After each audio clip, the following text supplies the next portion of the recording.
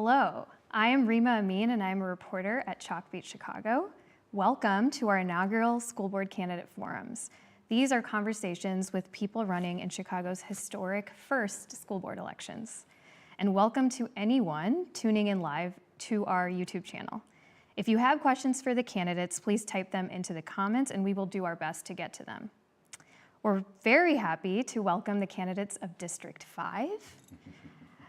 Here, right next to me, we have Jeethu Brown, who is the National Director of the Journey for Justice Alliance and a longtime community organizer. He was born on Chicago's South Side and lives in Austin. He's been a vocal advocate against school closings and was part of the decade-long fight to get an elected school board in Chicago. Next to Jeethu, we have Yusuf Shkukani, who's running as a write-in candidate. He's an attorney, community leader, and education advocate, recently recognized in Forbes 30 Under 30 for his impactful work with an education-focused NGO. In addition to his legal career, Yusuf serves on the local school council at Wilma Rudolph Learning Center, a special education school here in District 5, where he is committed to empowering students with diverse needs. A first-generation Palestinian American, Yusuf is passionate about creating equitable opportunities for all CPS students to thrive. Welcome, everyone, and thank you for being here. And thank you to you both for being here today. Thank you for having us. So we're going to start with an icebreaker, ease in a little bit, and we'll start with you, Jeethu. What was your favorite and your least favorite subject in school? Interesting. So in elementary school, my favorite subject was creative writing. My least favorite was math. And in high school, my favorite subject was, believe it or not, chemistry. I had an amazing teacher, Dr. Cheryl, and my least favorite subject was geometry and marketing. And yeah, so that's it. Nice, okay. Love the creative writing. Indeed. I appreciate that. Yusuf? I'm going to have to agree with Jeethu on math being my least favorite subject. Okay. Though when it did connect, it really did feel good to get that right answer. Otherwise, you're wondering, how is this person going to eat 200 pies in this one example? That joke usually hits better. I usually tell it better. And then for favorite subject, I would say drama. It's funny, I love drama, but wasn't really confident in being a drama and kind of was made fun of a little bit for liking drama. And it kind of pushed me away from drama later on, and I regret it. And so one thing I always tell folks is to never fall into peer pressure. Life's too short for that. Do you think you would have been an actor in a different life? Oh yeah, for sure. Yeah. Oh yeah, for sure. I would, it would have been totally different. I still would have been running for school board, but in like a Hollywood context. I'm just Oh, wow. Okay, well, let's get right into it. So we're gonna start with some quick reactions to recent news around CPS. There's been a lot of news around board resignations, the mayor appointing new folks. So we're gonna get into some of the deeper issues at play there. So I'm gonna ask you two questions. These are yes or no, and then you'll get an opportunity to quickly explain why. So Jeethu, we'll start with you with the two questions, and then I'll ask you for your why. Yes or no, would you keep Pedro Martinez on as CPS CEO if elected? I don't know is not an acceptable answer. I think if that's your answer, then that's your Yeah, answer. I mean, the honest answer is I don't know. Let me ask you the second one, and then yes or no, do you support taking out a high interest loan to cover operating costs? As opposed to cutting primarily black or brown schools, that means children without a teacher, students without resources, yes, I do. Okay. And now in 30 seconds, if you can explain why or why not for each question.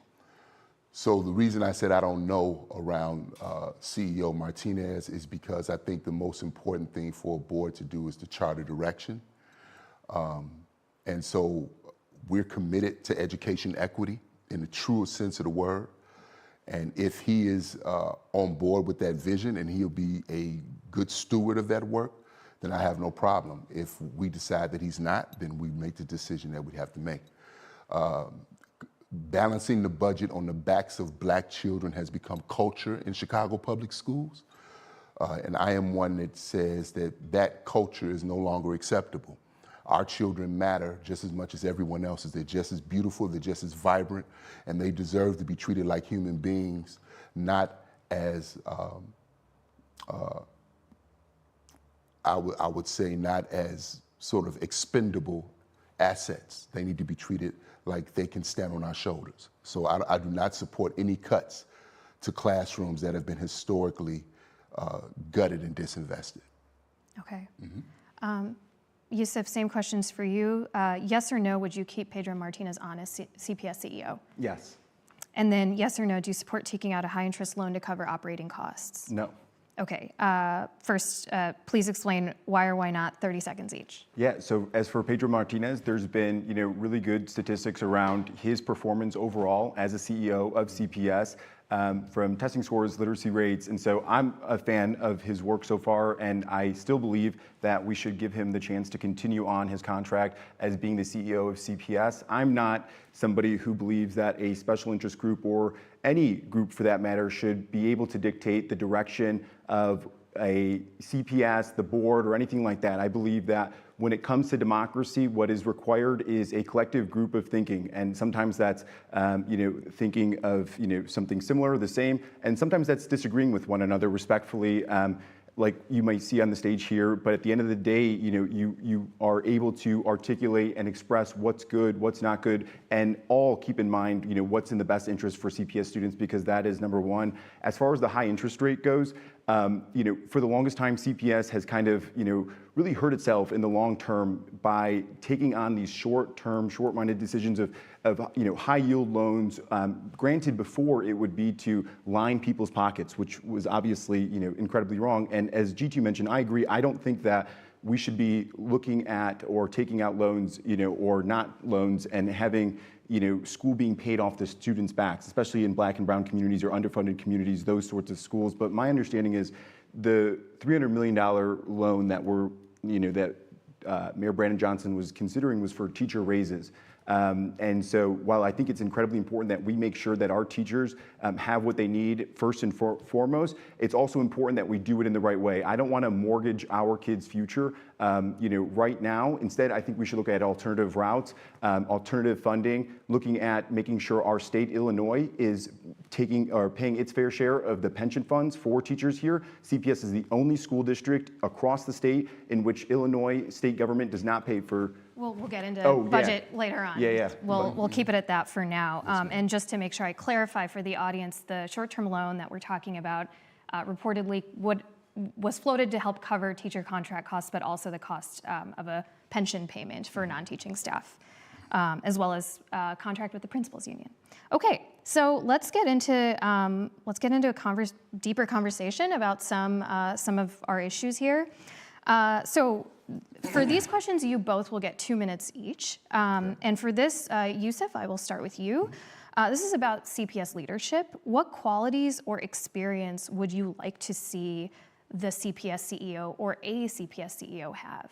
Yeah, I think, great question. I think what's important is having an educational background, somebody who has been a part of either CPS or another large school district. I say large because CPS, to my understanding, is third or fourth largest school district in America. And so having experience with a large school district, knowing how to work a budget or operate a budget, understanding how to balance it and make sure everything works. And so having some sort of business background, maybe that's an MBA, or just maybe that's just experience in general, dealing with funds in an education capacity. And I say it in that context because there's also grants and other parts of funding that goes into education or NGOs specifically, like a CPS. And so experience around that, as well as just somebody who is somebody who's down to earth, somebody who is, looking out for the best interests of students. I mean, I think that is first and foremost. All the experience, though, definitely, coincides with it and is needed. And I think, in the context of Pedro Martinez, I think, he has what it takes to have CPS succeed. Okay, Jitu, same question. Yes, ma'am.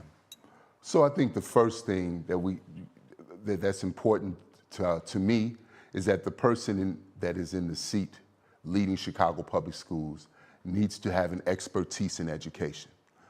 one of the issue, and by expertise, I mean they must have been a teacher, they must have been an administrator, they must have led a cluster of schools, they must have a real understanding of the artistic science of education. You can't do that through, being, in my humble opinion, just a CEO. Since 1995, through the Amendatory Act, from Paul Vallis to Barbara Bird Bennett to Ron Huberman to John Claude Brizard to Arnie Duncan, we've had a consistent flow of people that have had a privatization mindset, but they have not been experts in education. So I think that's problematic. And if we want to go further, most of them come from the Eli Broad Institute. The Eli Broad Institute is based in Washington, D.C. The privatization movement set up the Eli Broad Institute to prepare CEOs who will privatize education in cities.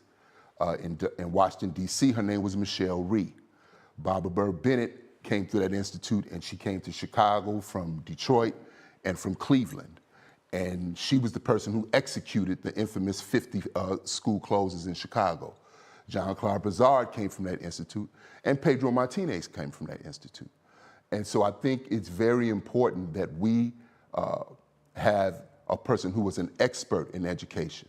And the one thing that's important for a superintendent is the sixth pillar of sustainable community schools talks about collaborative leadership.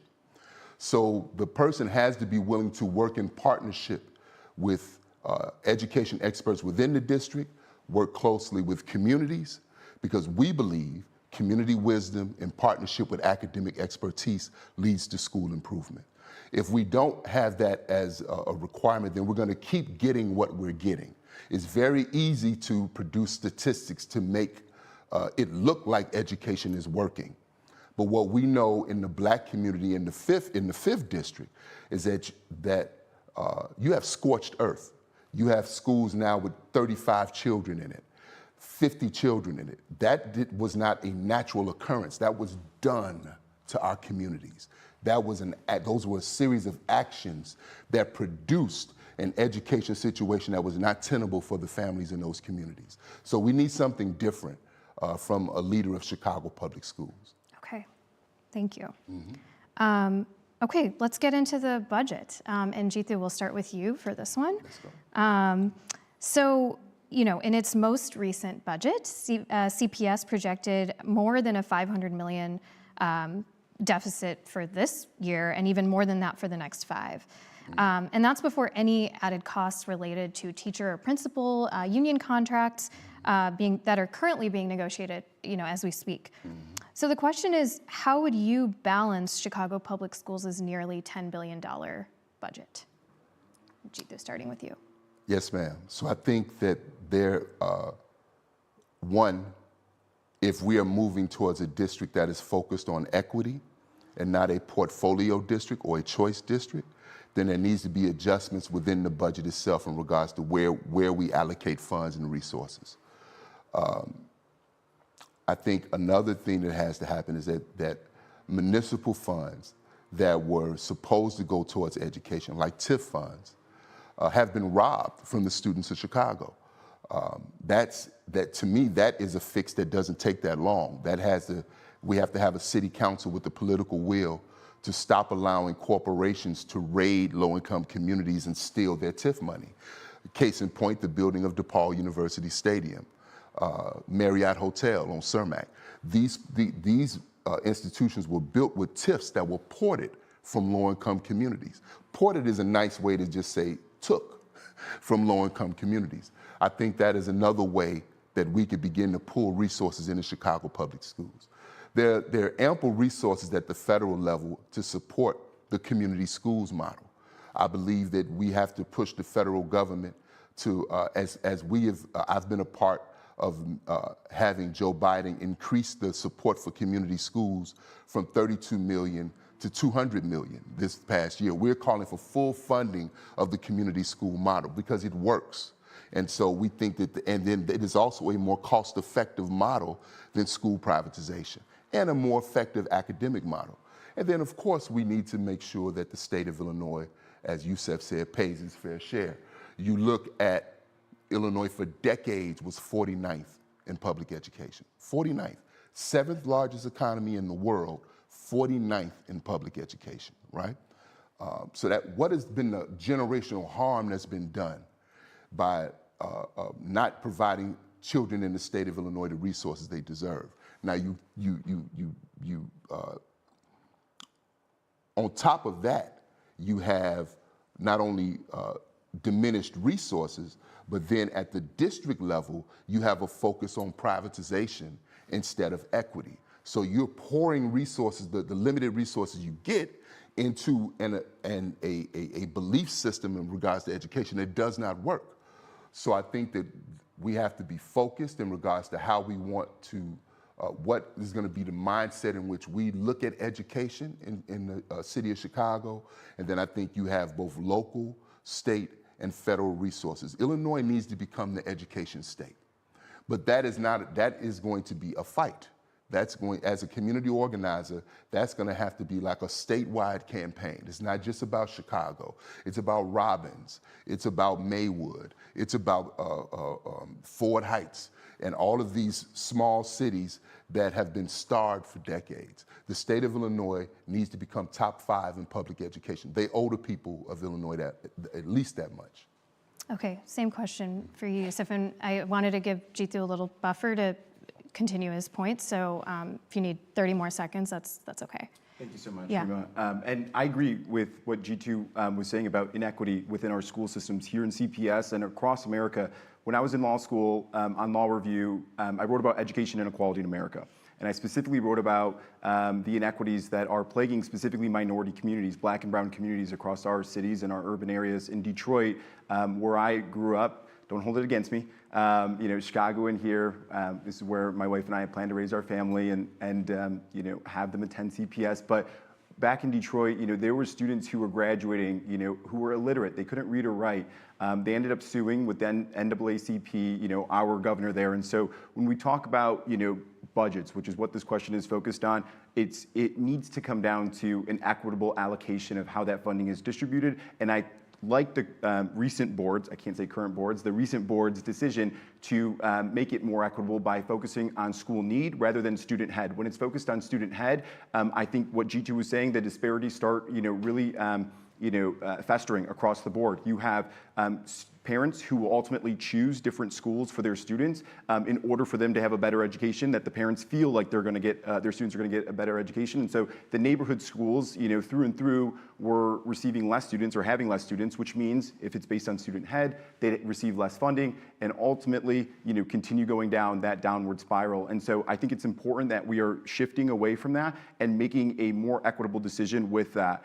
As far as the $500 million deficit, again, this is from generations past. We need to work towards a more sustainable CPS, looking and lobbying towards Illinois, making sure that we can get the grants that we need, looking at federal grant opportunities for our students and whatever opportunities are available, given the next president, whatever he or she, has for their, education department. And then, the last thing I'll say on this is I don't believe that, focusing on education equity, focusing on the budget platform that G2 and I both agree on, which is focusing on school need. I don't think that necessarily coincides with parents' inability or ability to be able to choose the right school for their students or school of choice. I still believe that parents should be in the driver's seat of their students' education. I think that parents know best what their student needs, what their strengths are, and so having them in the driver's seat of what's best for their student, I think makes sense. And so I do believe in selective enrollment schools and magnet schools. And also I think that as we invest more in neighborhood schools, while charter schools are always a hot topic, I'm sure we'll get to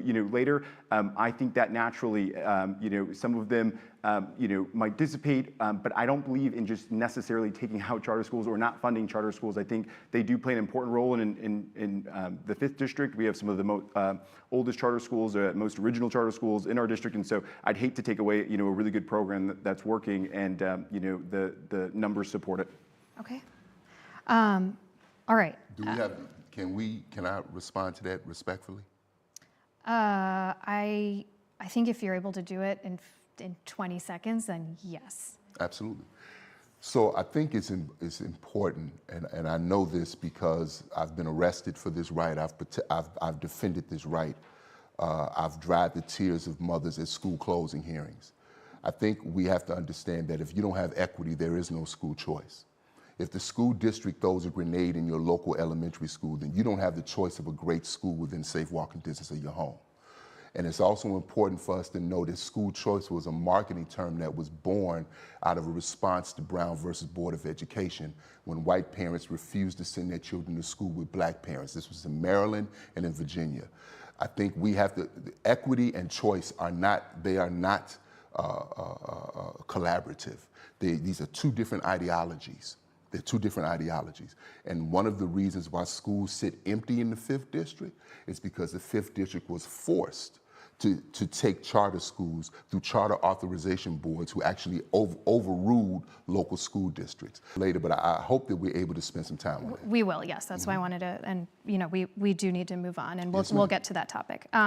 Okay, so Jeetu, we'll start with you. How would you go about working with the state and other elected officials to get more funding for Chicago Public Schools? Yes, ma'am. I think one of the things that I bring to this race is that I am a community organizer. I've built local coalitions. I was one of the co-founders of the grassroots education movement, which really started fighting school closings as early as 2005. I was a co-founder of the Alliance to Reclaim Our Schools, which is the national community and labor coalition that brings together community organizations and labor at the national level. I helped form the Chicago Health Equity Coalition that fought for and saved Mercy Hospital during the middle of the pandemic. So I know how to bring people together and then find common ground. I think there is a political will in Springfield. They know that Illinois needs to pay its fair share. So it's really going to be about building a statewide coalition of not only organizations, not only labor, but elected officials, faith-based leaders who make the call for Illinois to become the education state. Imagine 49th in public education for decades, and we're at like 37 now.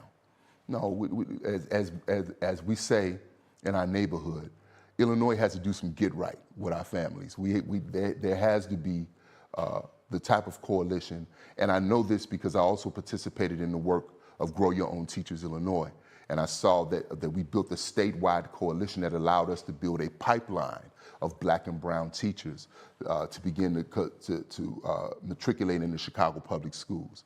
So I know how to build coalitions.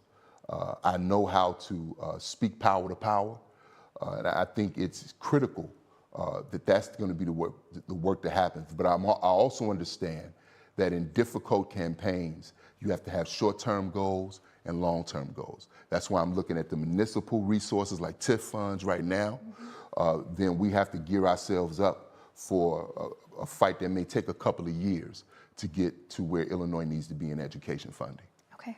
Yusuf, same question for you, and I'll read it again. How would you go about working with state and other elected officials to get more funding for CPS? Yeah, I think it's super important that we build a strong connection with our legislators in Springfield. I think that it's important that we have grant underwriters, as part of the CPS team to make sure we're a larger group of receiving, all available grants that apply, towards CPS. But I think the biggest thing, for us is, and actually, I think it's a program, it's called Sustainable Community Schools. It's a SCS model, and it takes this, village approach towards raising, our students. And so I think one of the biggest things is instead of looking at high yield interest rates for a short-term loan, it's really looking at the collective, all of us coming together in CPS, all of us wanting to make sure that all of our students in CPS, those on the south side, those here in District 5, those in, District 10, all of the various, making sure that all CPS students, and hard stop there, have what they need to succeed in order to have what we hope to be the world-class education system right here in our great city. And so I think that comes with all of us campaigning and lobbying towards our our legislators, making sure they know that this is a priority and that we must take this seriously, instead of having the board and CTU kind of go against each other. And I think the collective, bargaining agreements, have, had fruitful, results. But I think if we could all come together and kind of take that, energy on both sides and apply it towards our legislators, who can really make a big difference for us here in CPS, and having them, provide us with more grant opportunities, providing us with the funds that we need in order to pay our teachers' pension funds, making sure we have the funds to give our teachers raises, because God knows they deserve it, first and foremost. I'll be the first to say that, and hats off to all of the teachers across CPS, all of the support staff, and everybody else who's a part of CPS, our bus drivers.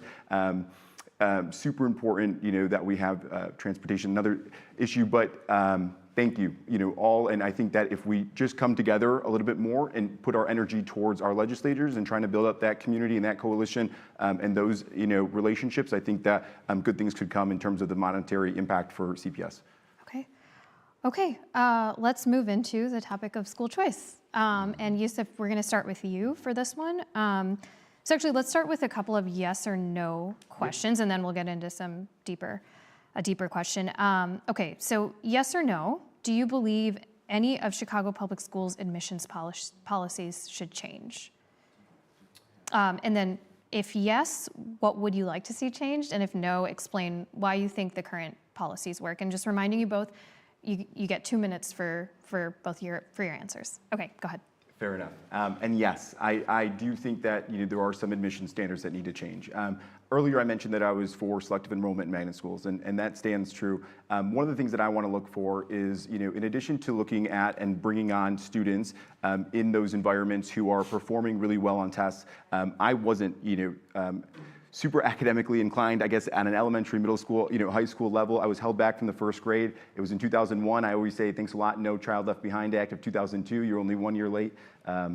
Just kidding, jokes aside. Sometimes that hits, but it's hard in this context. But I think the important thing is that we're looking at other ways that we can identify student retention, students' knowledge of the subject matter in question, and students' abilities to perform. I think students, like us, adults, are different in a lot of ways. I read a book recently called Quiet to understand. My wife's a little bit more introverted. I'm a little bit more extroverted, and just that dynamic alone can tell you a lot about performance academically, or different strengths and weaknesses. And so I think there's a lot that we just don't know about our education in general on a trial basis. And I know I'm getting close to that 2 minute mark. And so I just want to say that I think if we can come up with new ways that we can identify metrics to figure out ways in which a student is likely to succeed or not succeed, I think that would be I think that would go towards the equity that you could see in making sure the admission process is fair for all. Okay. Jitu, same question for you. Do you believe any of CPS's admissions policies should change? If yes, what would you like to see changed? And if no, explain why you think what's happening right now works.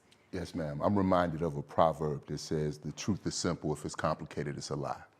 So I want to share it with you like this. Schools are community institutions. And if institutions are functioning in your community and you cannot attend them, then you really have a form of colonialism happening in our communities. So yes, the charter industry has played three-card Monte with the public by its primary innovation being how we select students and how we push students out. Urban prep was lauded as the secret sauce, as former Mayor Rahm Emanuel used to say, for education, because they had 100% of their graduates going to college. But then we found out that only 48% of their freshmen made it to their senior year. So they became experts at pushing children out. Noble Street, which has several schools in the 5th District, was also lauded as the secret sauce to public education. I was one of the coordinators of Voices of Youth in Chicago Education, which was a youth organizing arm with 7 community organizations, with a total of maybe 16 schools across the city of Chicago. And we did a study that exposed Noble Street was fining Black and brown students to the tune of $400,000 to counsel them out at the end of the year. Why? To make their portfolio look more attractive when they come to the school board. That's not education, that's hustling, right? And so I think that if schools are in our community, They need to have neighborhood slots, and people who live there need to be able to attend. They should follow the same discipline policy as Chicago public schools. You should not be able to play musical child with children in order to make your schools look better because you are for-profit or not-for-profit. The hustling that has happened in Black and brown communities has to stop. Equity is not complicated. I'm sorry, let me interrupt because we're getting to the 2-minute mark. Yes, ma'am. So are you saying that you are in favor of changing admissions policies? It sounds like around, or no? I just want to. Okay, if I'm not being clear, yes, I am. Okay. The selective enrollment schemes that have allowed the charter industry to produce mediocre results, but still to get more and more schools in our community has to stop. I also believe, and I support selective enrollment schools, but I also believe that they should also have neighborhood slots. There are models that work of high-performing schools that accept children from the neighborhood. A perfect one is the one I'm a graduate of, Kenwood Academy, years. And it's a neighborhood school with a magnet component. I'm not saying that all selective enrollment schools have to make that dramatic of a shift, but I do believe if a child lives in the area of Gwendolyn Brooks, they should be able to go. Okay, Right. all right. Let's move on to the next question. Thank you for that clarification. Yes, ma'am. Okay, Jeetu, let's start with you on this. The Chicago Board of Education has taken steps in the past to end charter school contracts when schools are not performing well or have financial troubles. We saw this most recently with Urban Prep, though a legal fight did ensue through that. Are you in favor of ending charter school agreements, even if it means a school closure? I'm definitely in favor of charter school accountability. I think what we would want to do in those cases is give a school every opportunity to do right and make corrections. I understand, again, through my lived experience, how traumatic a school closing is. So I am not in favor of closing schools, period.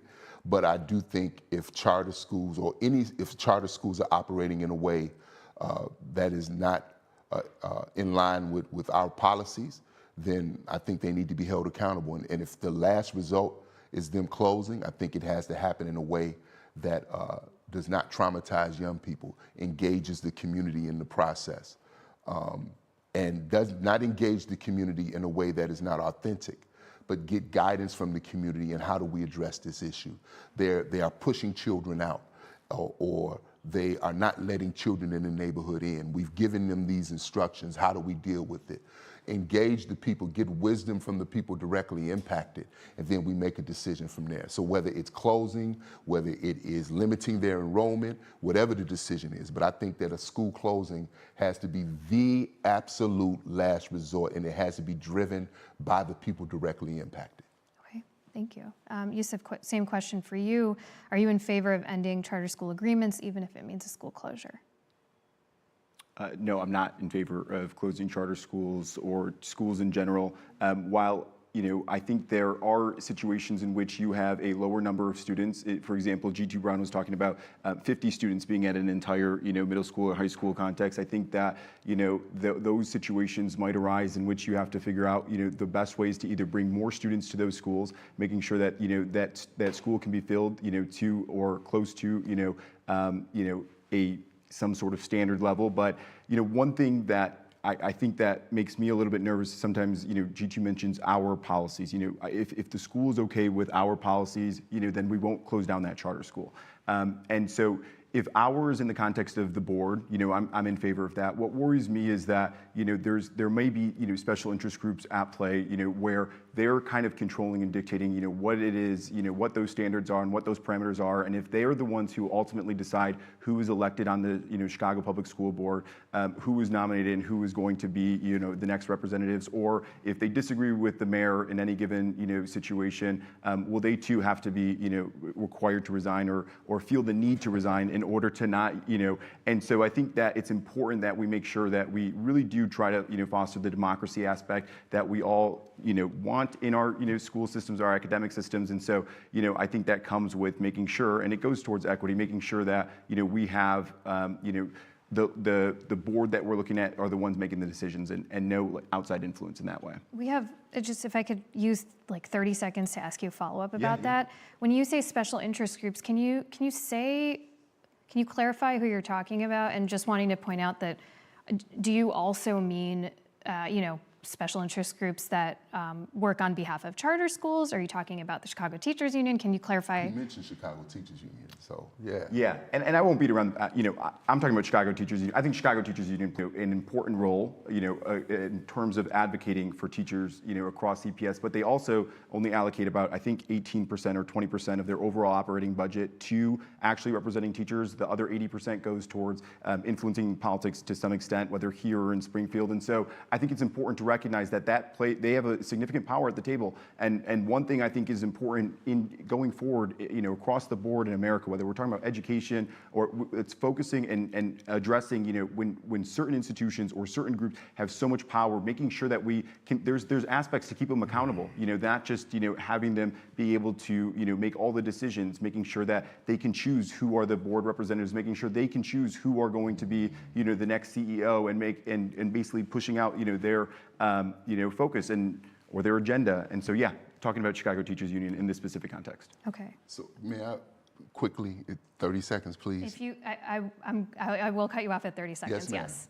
So I think it's important because Youssef sort of hinted that I was sort of like working for the union almost, and I want to make this point.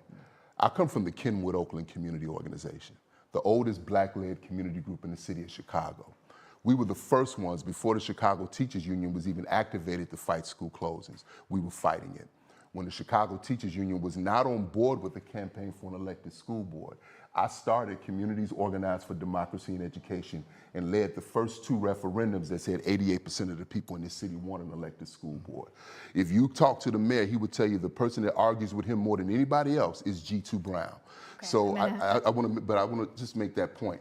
But when we talk about special interests, we do need to talk about the real special interests in this city. And I notice all the people that raise that, they don't talk about the Illinois Network of Charter Schools. They don't talk about the Commercial Club of Chicago. The people that's been driving privatization in this city for the last 30 or 40 years. I would want to see sort of that same vibe when it comes to them, but they're never mentioned. And I think if you're really talking about equity, brother, you cannot talk about the inequity in this city without mentioning those interests. Okay, Yes, ma'am. we've got to move on. I wanted to let Yes, you ma'am. make And I that didn't mean to point. infer, to G2 that you were working with the Chicago Teachers Union. And the last thing, just to mention there, I'm I sorry. would bring, I'm so sorry. We have to move on. I can't. Respect- We're just going to no, we respect- respectfully going to Yes, cut it ma'am. off there. Okay, we're gonna talk about equity. So maybe we'll get into some of those issues here. Okay. So there are some schools in the district that have, many actually, that have seen an uptick in English language learners this past school year, and this school year we're seeing that as well, that do not have bilingual teachers or staff. What do you believe would be a short-term and long-term solution to help English learners in schools? And Youssef, we'll start with you. yeah, I think, ESL is becoming, even more important today than ever with the new students who are coming here who have English as their secondary language to Spanish. And so I think it goes back and coincides with teachers having the right teacher support staff, right, who can not only be able to teach the subject matters or provide assistance to the students who need it, but also have a bilingual background who understand the languages that our students need. And so making sure that we have a strong coalition of teachers who understand dual languages. And so maybe that's on a recruiting aspect, maybe that's on a marketing or ways to get or attract teachers to Chicago in that way. Maybe it's approaching the different universities that we have around here and making sure that their teaching programs have some sort of maybe bilingual context to it. Maybe so there's a lot of different ways to approach it, but I think that ESL is super important for us to focus on right now, and rethinking some of the strategies that we have around it could go towards the overall efficiency and effectiveness of teaching our students. Okay, same question for you, Jitu. Many schools seeing an uptick in English language learners, but many of these schools don't have bilingual staff. So what would you see as short-term and long-term solutions to that? Yes, ma'am. I think a short-term solution, we know that budgets are value documents, right?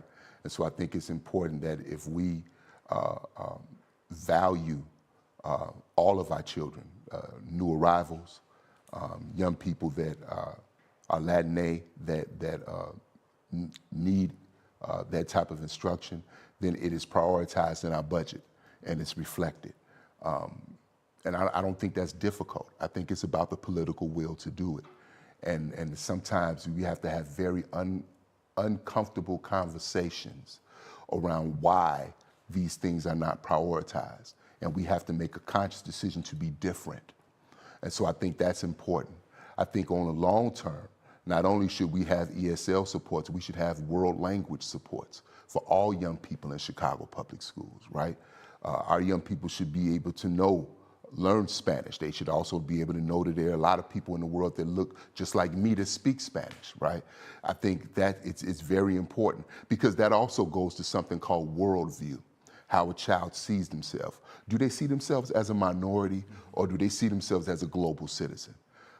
One of the most impactful experiences of my life was being able to go to the World Conference Against Racism in Durban, South Africa in 2001. And we took a group of young people, and I'm sitting there and I'm interviewing the Dalit from India. I'm interviewing the people who built the Indus Valley civilizations like thousands of years ago. I'm looking at black people from Cuba. I'm looking at black people from Paraguay. And my whole sense of who I was changing as we're sitting there talking. Because the only reason I speak English is because the people that stole me spoke English, right? The only reason those black people in Brazil speak Portuguese is because the people that stole them spoke Portuguese. But Brazil is an 85% black nation. See, the language is not just about speaking the language. It's also about being able to develop your sense of identity, purpose, and direction. Who you are, why you are, and the direction you must go. So world language, English language learners, culturally relevant curriculum, all of it is essential. And so I hope I'm answering your question, but Yes. that's how I look at it. Prozac, and I witnessed this as I was doing programs at Douglas and I was doing programs at Fuller Elementary School. And I think it's important that there has to be a culture of care and concern for young people that may have special needs. So lots of times it's young people dealing with issues that we don't deal with, right? A young person that's witnessed somebody lose their life and nobody's talking to them like they're a child. It's like you're just supposed to deal with it. Young people dealing with issues of homelessness, right? Being hungry and nobody loving them or caring about them. So I think when we look at young people and what they need, there has to be a culture shift in Chicago public schools. There's a reason why they closed over 160 schools, and when parents cried, they just went on and made those decisions because they didn't view those children as valuable. They couldn't have because we know now the harm that those policies have caused. So there have to be people on the board that view our children differently, through a different lens, right? And so then we will create policies that embrace them. There are ways to approach mental health that do not include drugging children, right? There are ways to do healing circles and things of that nature with young people that help them be able to cope with a lot of the issues they face. And when young people have IEPs, the response should be prompt. So I think as a board, we would have to hold the district accountable to how you are treating people, because there's also a culture in social service, unfortunately, that if you're doing something for someone, you treat them as if they owe you something, right? And I think it's very important that we treat all children, all parents, all educators with dignity and respect that we would expect ourselves. Okay. Same question for you, Yusuf. What would you, as a board member, do to ensure these students with disabilities get bus service quickly? Of course, and that's a great question. I just wanted to address one thing. I completely agree on making sure that we view all students in CPS alike, and making sure that they know that they have what they need to succeed. Mm-hmm. As a Palestinian, I know all too well about the feeling of your community not being seen as a human or not being viewed at the same level. And so I think it's important that we do that, or the board make sure that they view all CPS students the same, and making sure that we're looking out for their best interest in their learning. And so, but to answer the question about busing, I think twofold. One, I think that we need to rethink strategies and effectiveness as to how we can go about, transporting students. So if we have a shortage of school bus drivers, what are the ways in which we're trying to overcome that? Is it simply just kind of taking like the old, metric of just trying to find contractors who do it? Is there alternative ways that we can leverage some sort of technology, some sort of, Uber or Lyft system if they have, more of commercialized vehicles, busing vehicles, safe vehicles in order to get our students? Is there ways that we can rethink the ways in which we can make sure our students get to school safely and effectively every single day, especially when we're talking about, our special education system. I work at Wilma Rudolph Learning Center. It's a special education school here in District 5. I've learned a lot about some of the unique needs that our students have over other students in CPS. CPS for a long time has one-size-fits-all rules and policies. One thing that I'd hope to bring to the board is kind of the unique approach of having this experience at Wilma to rethink certain rules and how that would apply in a special education context versus all CPS schools. And as far as transportation goes, again, making sure that they can do that, get to school safely and effectively, rethinking strategies around that, and yeah. Okay. Okay. Let's move on to facilities and infrastructure. The district has seen modest enrollment increases in the last couple of years, but the overall number of students remains dramatically lower than it was even a decade ago. And some schools serve a fraction of the students they once did, making it hard to provide a full slate of programs and support at every school. You both said no to school closings in our questionnaire in our partnership with the Sun-Times and BEZ. And so, Yusuf, I'd like to start with you. How should CPS balance its current enrollment with the hundreds of buildings CPS operates? And we'll stick to the 2-minute rule. Yeah, like G2 mentioned earlier, I'm against school closings. I think that it just, uproots the students that are there and throws them into, a whole nother world. I think when you're a young student in elementary or middle school, school really is your world. And so making sure that we're ensuring that they have stability across the board in their education experience is number one. So when it comes to either filling those schools or figuring out what to do with those buildings, I think it comes down to the board coming together, making an assessment and saying, hey, this is the situation. I mean, this is the real situation. We're in a $500 million deficit. We just lost COVID funds. We have these schools. Each school has, say, 50 students. We're at a huge deficit there. Do we consolidate the schools? That would require school closings, and that wouldn't be good for the students who are part of the schools that have closures. Do we look at ways in which we can bring students into the schools that have these lower numbers? And I think it's one of those things that there's not one easy, quick fix, and there's not one, perfect answer. Like a lot of the decisions that the school board is going to have to make, it takes coming together as a community, making sure that we're talking to parents at all of these schools, talking to students, and coming together, coming up with a collaborative solution that is going to, work in most part. And to what G2 was saying, making sure that the Black and brown communities aren't suffering, the consequences or the, short end of the stick, if you will. Like making sure that we are truly taking an equitable approach towards how we're making these decisions, I think is first and foremost. But, there's really no quick fix to it, and it just takes all of us to come together and figure out and make an assessment as to whether we consolidate, bring new students in, and how we can go about either. Okay, thank you. Jitu, same question for you. How should CPS balance its current enrollment with the hundreds of buildings that the district operates? So I think it's important to know that a school like Ogden right now that has a high level of white enrollment has a maximum class size of 22 children, and they have 2 teachers in every class. So in other words, that's a teacher-to-student ratio of 1 to 11. You go to Harriet Tubman, which used to be Agassiz, same thing, small class sizes. The situation in schools in the 5th district is actually an opportunity to finally prioritize babies that live on Madison and Central, like we value children who live on Fullerton and Ashland, and be honest enough with that, right? So it's an opportunity for smaller class size. I'll give you an example. At one sustainable community school, and I hope we have a chance to talk about sustainable community schools, Drake Elementary is in the Dearborn housing projects. If you listen to CPS, it says it fits about 700 children. It's about maybe 280 children in the school, but we have a full medical clinic in the school. It's something called appropriate use of academic space. There are agencies in the building that reduce the counselor to student ratio.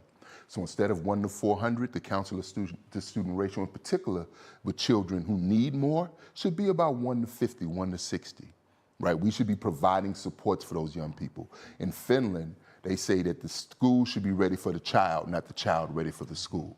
So I think it's this is an opportunity to implement the sustainable community school model.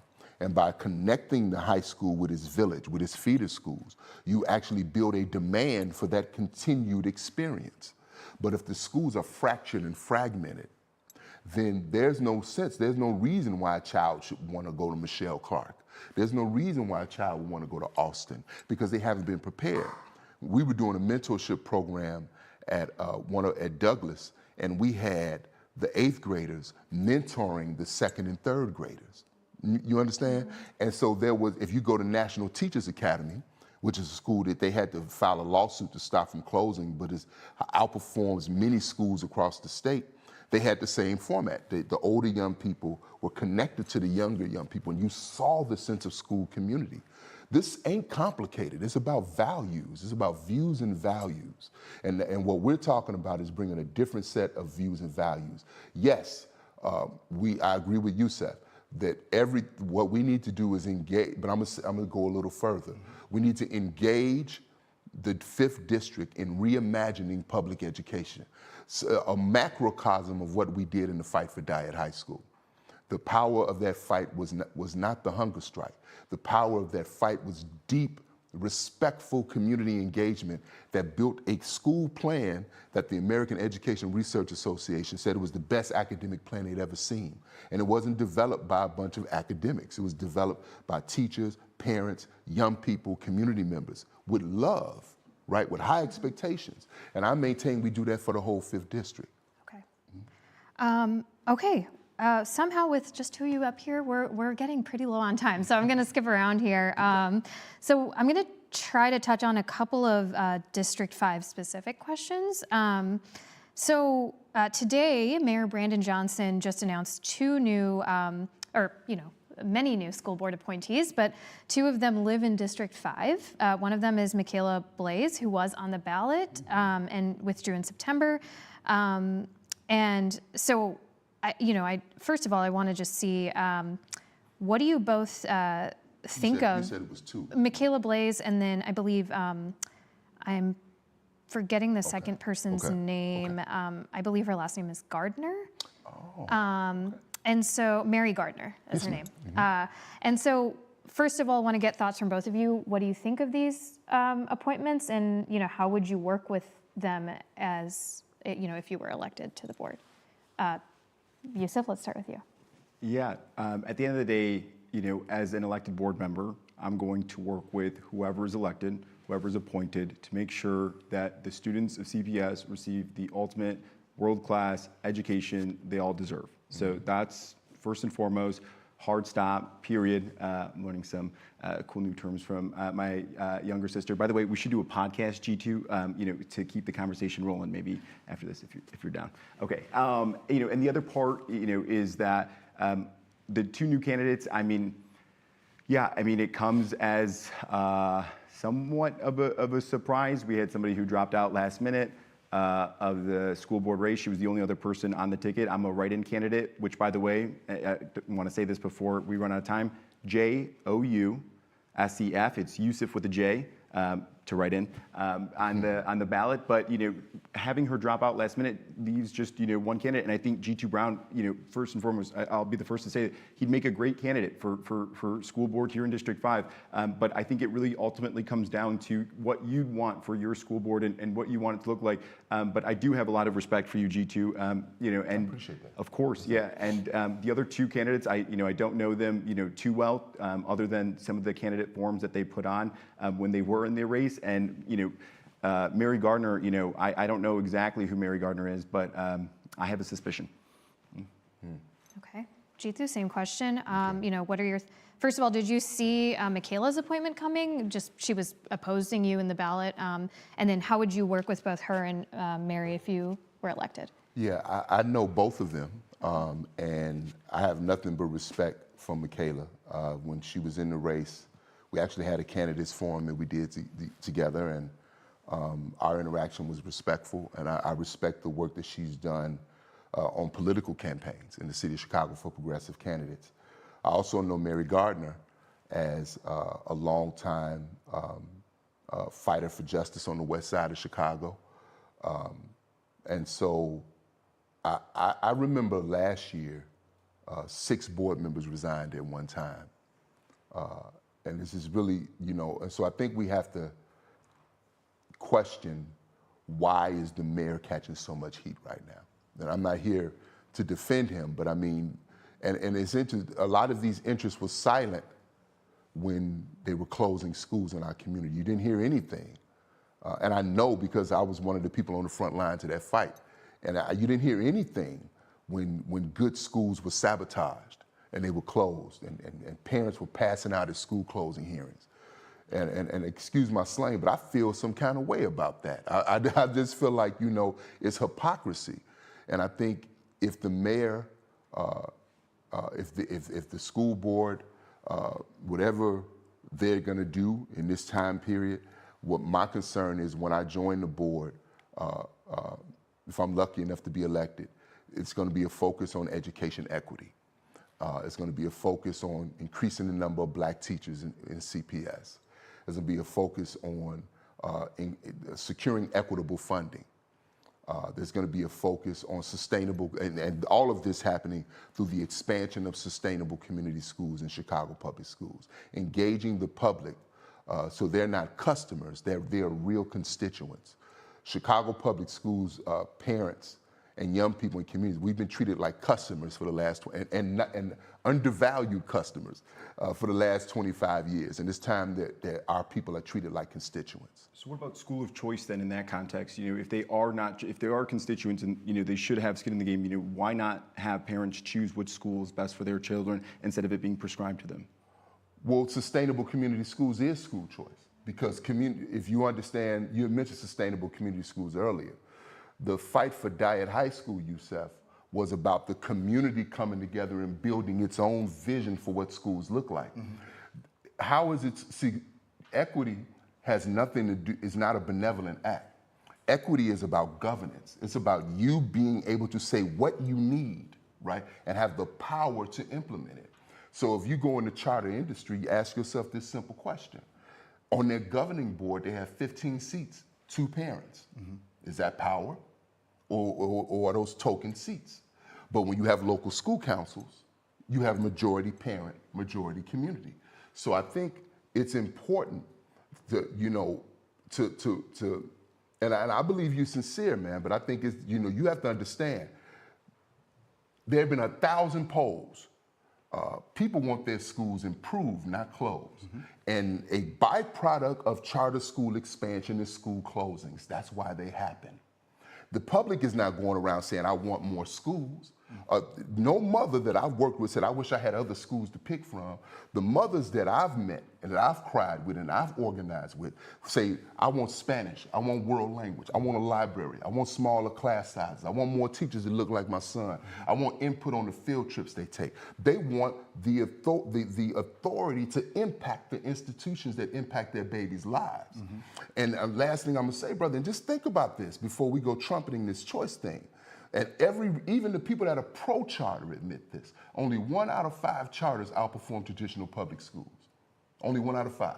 Now, I'm gonna just jump in. We've got less than a minute left, okay, and I want to ask you guys one last question. And this is just to close out. Do we have time for one last question? Okay. All right. So this is on a lighter subject, and I hope you two will continue the conversation, and that will be a third party in that. But what is your favorite memory from school? And you know, try to keep it concise, both of you. But yeah, we'll start with you, Youssef. Yeah.